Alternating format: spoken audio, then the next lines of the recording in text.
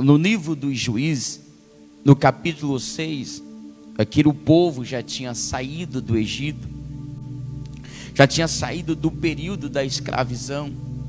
Deus tinha cumprido o que tinha prometido, tinha lhe dado uma terra que emana leite e mel, uma terra boa, e agora o povo estava vivendo, podemos dizer, aquilo que Deus tinha prometido, que ia tirar eles do Egito, e de fato Deus tirou, e agora o povo estava vivendo algo que Deus tinha falado.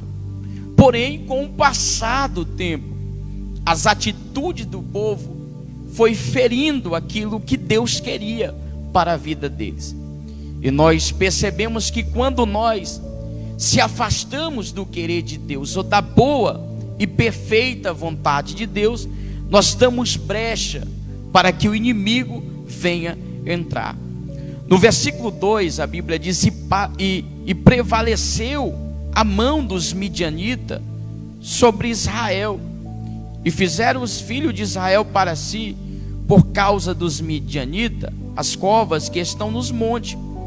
Percebemos no versículo 2 que o povo de Israel, por passar esse período de escravidão, esse período submisso aos midianitas, eles vão agora morar em caverna, em lugares altos, por medo.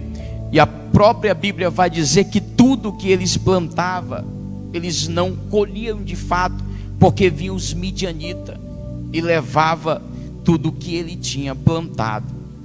E vem aquela pergunta: quem são os midianitas?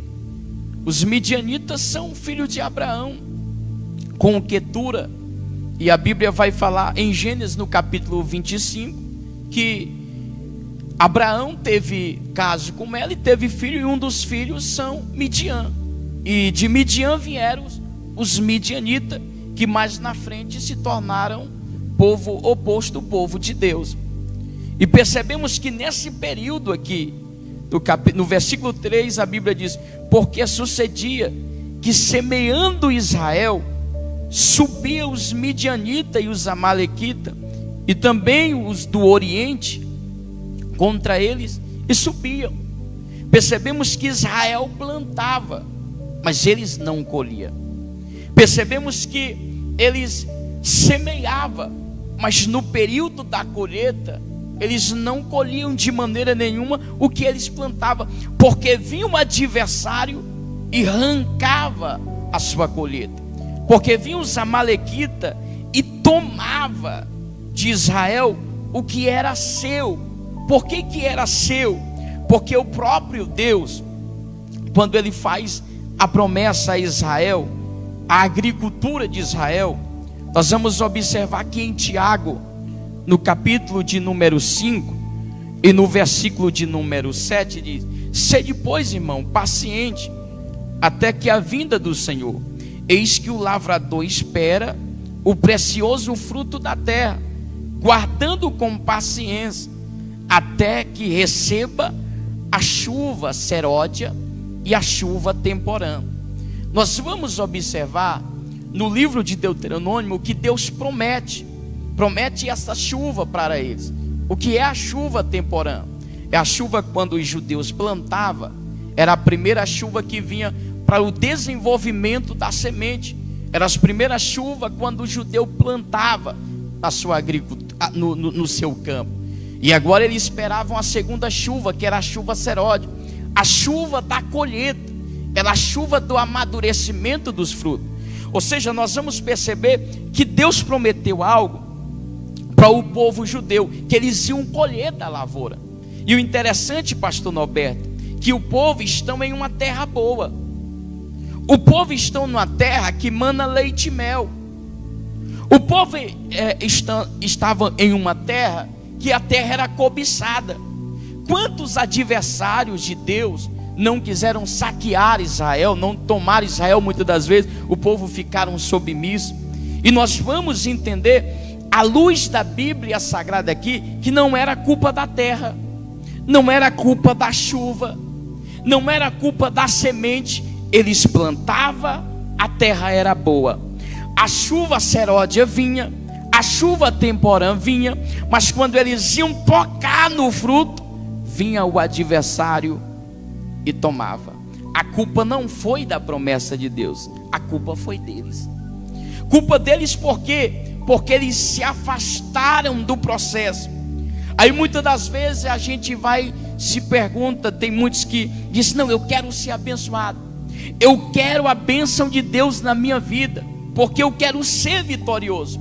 Deus bota no lugar certo, Deus dá as ferramentas ideais para ele frutificar, porém, quando ele está no centro da vontade, para ser alguém vitorioso e para ter a bênção de Deus, ele faz semelhante os israelitas fizeram: se afastar de Deus, se afastar da presença de Deus. E hoje nós estamos a continuação desta campanha poderosa, a bênção de Deus na vida das pessoas vitoriosas. Deus queria ver o povo de Israel frutificando, colhendo tudo, a lavoura uma bênção, o povo festejando as bênçãos, mas quando foi para eles tomar posse de tudo isso, eles se afastaram do principal, se afastaram da vontade de Deus. E a própria Bíblia vai dizer que Israel empobreceu, porque aí você sabe que tudo que você tira e não coloca de novo, o que vai acontecer é que você vai perder. Se você tem o seu salário e você ali trabalha o mês inteiro, mas você gasta mais do que o que você recebe, você não vai ter nada para guardar. Se você é um empresário e você gasta mais do que o correto, você vai falir. E assim aconteceu com o povo de Israel. Eles faliram espiritualmente, eles faliram financeiramente. Então, para me ter a bênção de Deus na minha vida, para que a bênção de Deus chegue em minha vida, para me ser vitorioso em Cristo Jesus, eu tenho que estar no centro da vontade de Deus. Eu tenho que fazer o querer de Deus. Talvez eu estou falando com amigos internautas agora, que está dizendo, eu ganho bem, eu estou bem financeiramente, mas por que eu não consigo conseguir algo a mais? Sempre quando eu vejo, acaba tudo. E Deus está dizendo, você não está administrando o que eu estou te dando, a bênção que eu estou te dando. Deus está dizendo, você é um vitorioso, a bênção de Deus chegou na tua vida, mas tu tem que aprender a administrar o que Deus te entregou, ou que seja o ministério, ou que seja o casamento, ou que seja as finanças, a vida emocional. De todas as formas, nós somos um administrador. Você é um administrador, porque você tem que administrar a sua vida. Então o que eu aprendo com isso? Israel fracassou no momento que ele se esqueceu dos estatutos de Deus. Então a bênção de Deus na vida das pessoas vitoriosas, para me permanecer com essa bênção de Deus e para me permanecer sendo um vitorioso, eu tenho que estar igual Paulo. As palavras de Paulo, do apóstolo Paulo: não vivo mais eu, mas Cristo vive em mim. Israel fracassou quando ele deixou os ensinamentos do Pai. E tem muitas pessoas, pastor, que a gente vê tão vitorioso, tão uma bênção, a bênção de Deus ali sendo derramado na vida dele, e de uma hora para outra ele larga tudo, ele joga tudo para o ar. E Deus está dizendo para você, não é o momento de você agir. Deus está dizendo assim: eu quero que você permaneça com esta bênção na tua vida. Nós estamos orando, esta mensagem é para Deus te encorajar, para que o adversário não toque naquilo que Deus te deu, porque o adversário estava tocando na lavoura dos israelitas. Os adversários estavam tocando, os amalequitas, naquilo que Deus tinha prometido para Israel, uma terra boa. Os adversários tinham tocado em quê? No fruto dos israelitas. A terra foi tocada e eles estavam amedrontados, pastor. E o que tem de pessoas que estão entregando os pontos é vitorioso, e Deus está dizendo: desce para o arraial, cuida do que eu te entreguei. Mas o interessante é que os israelitas, eles entenderam Aí a Bíblia vai dizer: e os filhos de Israel clamaram ao Senhor. No versículo 6 diz assim: assim Israel empobreceu muito pela presença dos midianitas. Então os filhos de Israel clamaram ao Senhor. Foram os momentos que eles caíram em si. Eu sou abençoado, Deus me tirou do Egito. Eu era escravizado pelos egípcios, e Deus me tirou do Egito, e Deus me deu uma terra que mana leite e mel. Quando nós plantamos, Deus manda a chuva temporã. No momento da colheita, Deus manda a chuva seródia. E nós vamos estar aqui fugindo do que Deus prometeu para a nossa vida. E é o momento que eles clamam a Deus. É o momento que eles entendem que a bênção estava na vida dele, e que Deus tinha feito aquele povo vitorioso. Mas ele pegou a bênção e jogou na mão dos midianitas. E o que tem de pessoas assim, o que tem de pessoas dessa forma, que o adversário está tocando naquilo que Deus já decretou para a tua vida. O decreto de Deus é algo muito forte. O decreto de Deus é algo que não adianta, porque nós sabemos que o inimigo planeja, mas a última palavra vem de Deus. Tem muitas pessoas: o diabo decretou. O diabo não decreta nada, o decreto vem de Deus. Agora o diabo planeja arrancar o que Deus te deu, mas se você dá ouvido ao decreto de Deus, que decreto é esse? Ele tirou do Egito, irmão. Essa terra é boa, essa tua casa é boa, esse emprego é bênção. Entenda que Deus já te fez vitorioso.